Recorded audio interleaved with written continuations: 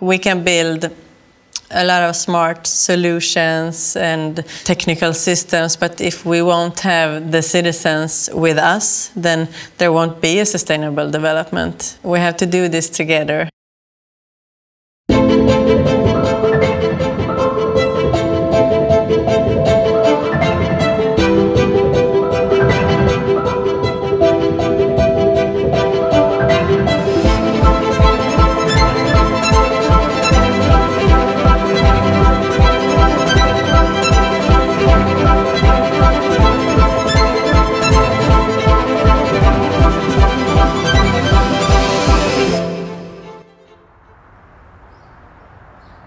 Hyllie is a city district within the municipality of Malmö. It's built on a greenfield area and it's still being developed.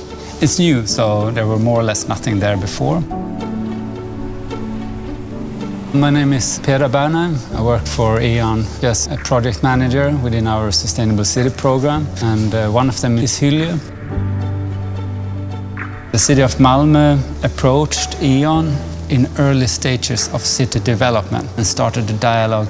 Could we utilize Hyllie as a testbed, showing how can we enable energy in a sustainable way and what kind of technology do we need in order to do so?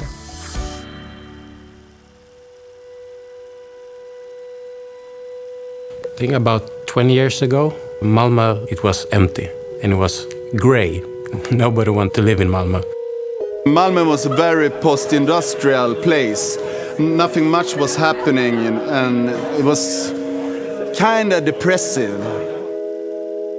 The change in Malmö started with the bridge. And a lot of big projects started. Öresundsbron, the bridge to Denmark, turning torso. The city district Hyllie is also part of that. Ja, min man var född på Hyllie, uppvuxen på Hyllie skola. Och då var det rena vischan. Sen har det varit en väldigt stor positiv utveckling. Det har byggts mycket runt omkring överallt. Det är fantastiskt bara för allt som har hänt. Så det ska bli kul att följa hur det fortsätter utvecklas. Something has changed and now people talk about Malmö in a positive sense.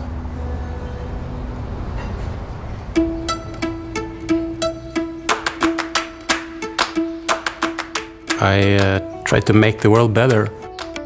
I was a sustainability coordinator for the city of Malmö, and they have been very clear with their vision. We want a sustainable city. One part was to make sure that Hyllie is supplied with renewable or recycled energy. And the problem with that is that renewable energy in many cases are weather dependent. So we can't really steer when the wind is blowing or when the sun is shining. And then it becomes much more relevant to see how can we store energy and also how can we find flexibility within the infrastructure that we are developing to cope with these variations. Hyllie is a futuristic energy-efficient city already in use today. Energy for Hyllie is produced from solar energy, harvested from the sun. Biogas, digested from organic waste or sludge. Waste energy, distributed by district heating and captured from incinerated waste that would otherwise be thrown away. Hyllie's buildings can store energy within their structure and produce heat and power.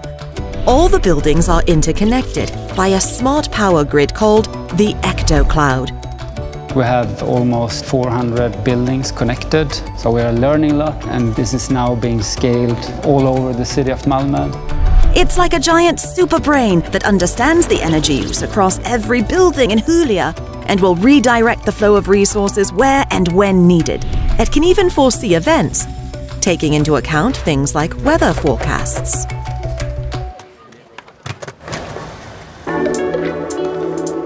The whole city is like a skate park.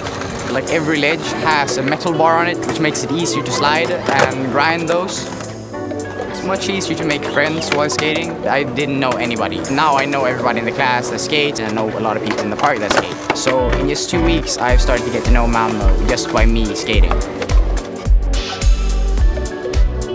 I think there is, especially because everything is so connected, that you have like kind of this collective responsibility for everything, for being sustainable.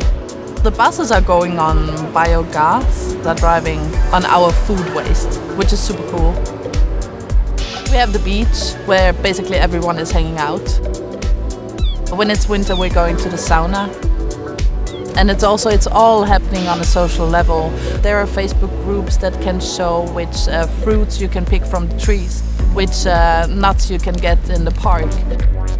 Lots of chefs are foraging. They're going into the woods themselves, picking stuff and putting it on the menu. Yeah.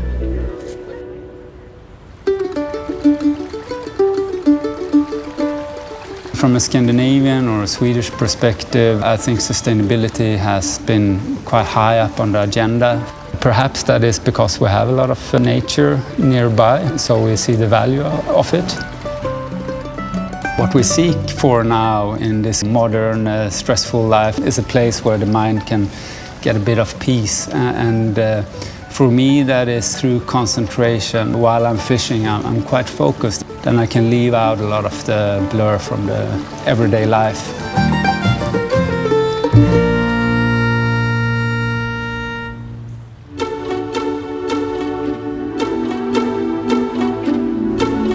When you ask people what do you really want or like, then they want something sustainable.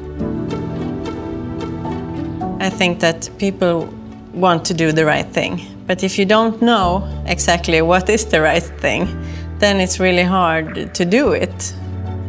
But it's hard because I might rather go on a vacation than pay for something good in about 20 years.